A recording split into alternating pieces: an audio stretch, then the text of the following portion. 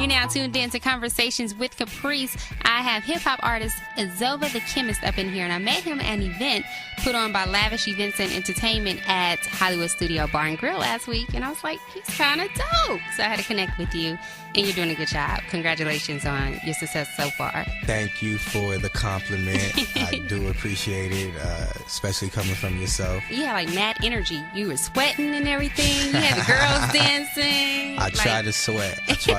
Just because I you're feel making like, the girls sweat. Yeah, I want people to feel my energy, you know. And you had a lot of it. Where does that come from? Just like wanting people to feel that energy, you know. I feel like when artists perform, fans and, you know, our viewers should be able to sense something from us. And if it's one thing, I feel like it should be your lyrics and your energy, your vibe. So a lot of people sit down while performers, you know, do what they do. And whether I'm doing a deep song or club song, I want people to get up, you know, and pay attention. And it makes them feel it more. When your energy is good, then our energy becomes, you know, real good and upbeat. So you did a good job. You had one girl, like, she was doing the most. Man, I tell everybody that was one of my best experiences performing that song. Most memorable, definitely. Did you know her? Nah, not at all. Okay. Not at all. Not at all. For everyone listening, she was getting it in. Yeah, and they asked me if it was a ratchet moment. I said, no, it wasn't ratchet. It was her birthday. She could do it. You know. Let her wild she was, out and then, birthday. you know, she had a little alcohol in her system, so can't get too mad at her. She was just happy. Right, to celebrate. So what inspired you to pursue a hip-hop career anyway? And how long have you been in this industry? You know what? I've been writing music personally for myself since I was 11. And since that point, you know, in high school, it got more serious, you know, doing like battling cats and stuff like that, which that wasn't really my thing, but I did my thing. I think it just focuses on something that I'm not focused on, which is like dissing somebody in a battle or clowning somebody. Is just not my cup of tea to do within this music, you know.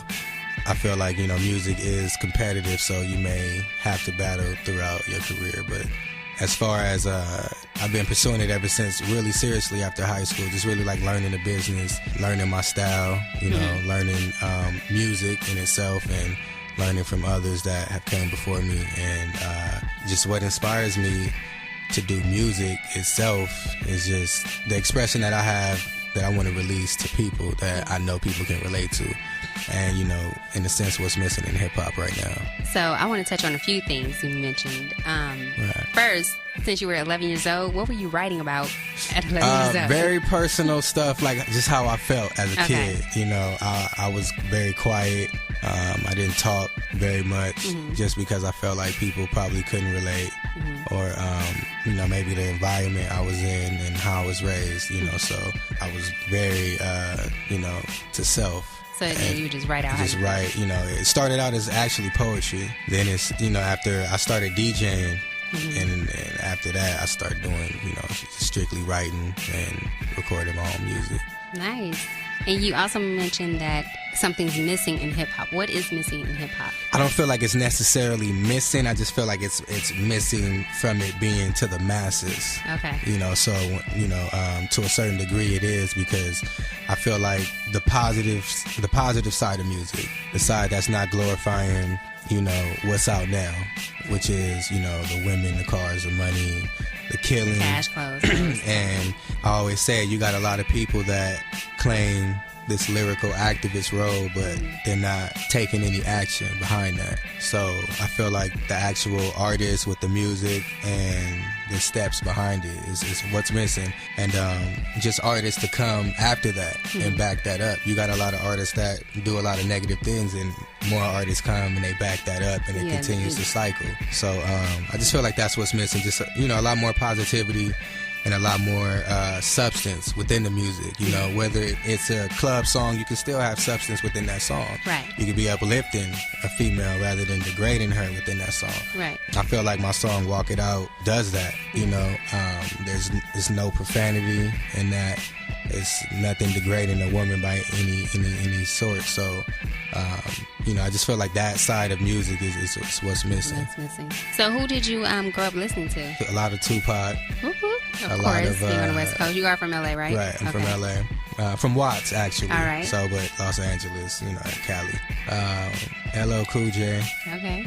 Scarface. And just a Public Enemy, for me, growing up. Every time I saw them come on, NWA, I would, watch them. The Police was something I could definitely relate to in my city, in my project. So NWA definitely inspired me in that sense. Like I said, Scarface, Tupac definitely spoke for black kids and black people, black men especially. So I definitely listen to them. They all had a message. Exactly. And do you feel like any artists right now are like that, have a message in their music? Yeah, there's a lot of artists. Lupe, definitely. Yeah, but they don't play a lot of the. They don't play it because I still feel like I said, you need more of it. Right. And I think music is at a point where consumers and fans think that it's dead. Yeah. So if they think that it's dead, they won't really see what's out, the few that are out. Right. And because you have a saturation of all this other stuff. So, and I won't call it junk. I won't call it none of that because I feel like we're grown. We have a time and a place to listen to all types of different music. We should be able to. And I don't consider it crap or junk, but I just feel like we need to also use our talents to help our youth and, our generation and talk of things to empower our future, and bring power back to, ourselves as African Americans, because we are the, race that supports this, watch this, and help build this. So, we need to definitely do something about it.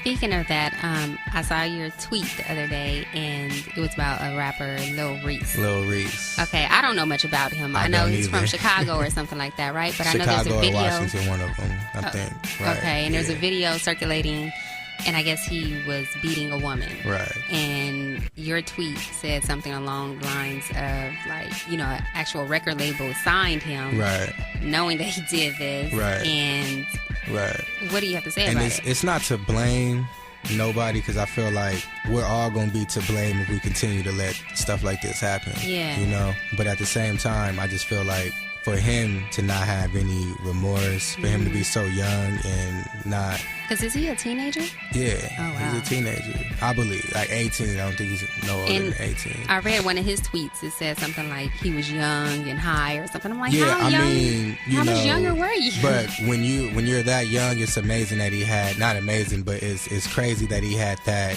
anger built up inside of him to do it, even that mindset to be able to do it. Right. And like I said, it's something that us as people and builders of this culture to help our youth like that's stuck, because that's just he needs some mentors, needs some guidance. Right. It's a lot of other young rappers coming up doing the same thing, following the same thing, and you got these mainstream artists supporting it. And like I said, that's being brought and pushed to the masses, but the positivity, is not. Yeah. And you're going to continue to have that cycle, So let's talk about some positive music. Yeah. You got your song Hero. What was the inspiration behind that? Kind of like what we just talked about, not really having any role models, not having any leaders, not having anybody bold enough to want to step up or feel like they need to step up. Everybody has that I don't care attitude, so just to inspire and hopefully spark some type of change in somebody to want to step up. Also, there's a lot of people doing it now, being activists and doing things for our community, but we don't hear about it. Yeah. And the people of the past, they're gone. Yeah. So it's time for the new people to step up. Recurring heroes. And, so that's what that's about. Gotcha. And you also have this track, Do Time, which I like. And I got a quote from that track. It says, "A couple rappers doing it, I should be ahead of." Who are you talking about? Who should you be ahead of? I'm not talking about anybody specifically or in particular. It's just more so there's a lot of artists, I feel, and I know a lot of people would agree with me, that are not really talented per se, or got there in a way that, wasn't really worked for. And, you got artists like myself and other artists that's, working to get in this game. We're not complaining, we indie doing what we got to do, but nothing's handed to us, so that's more so just talking about that and kind of just expressing like a vent towards like how I feel towards that, Oh, okay, so so it's not a shot at nobody. All right, cool. And I'll never throw salt at nobody. Don't do that. Nah, that's not my type. Business. Yeah, it's not my thing. So what's the most challenging aspect of being an indie artist? You know what? DIY, just doing it yourself. Yeah. Planning, organizing, planning ahead. Trying to keep everything to on an indie budget, but on a mainstream, viewable level. You do have competitors and people that you're competing against, so you need to, learn from them and also implement and change it and do what you need to do in order to grow. You know what I mean? So. Just doing it yourself is just really the hardest part, not relying on anybody to do it. Right. But it's not so hard if you just enjoy it, have fun with it, and just have patience. Always have fun with what you're doing, especially if you have a lot of supporters, which you have at the show. I was like, okay, everyone knows him. Yeah. So you have your EP releasing in 2013. What's the name of it? Growth and Division. And why is that the title? I'm going through a lot of changes, a lot of parts and ways with different people and ways of myself, habits, bad habits, and starting some new things, some good things. So it's just basically the growth within, dividing from those things. Okay.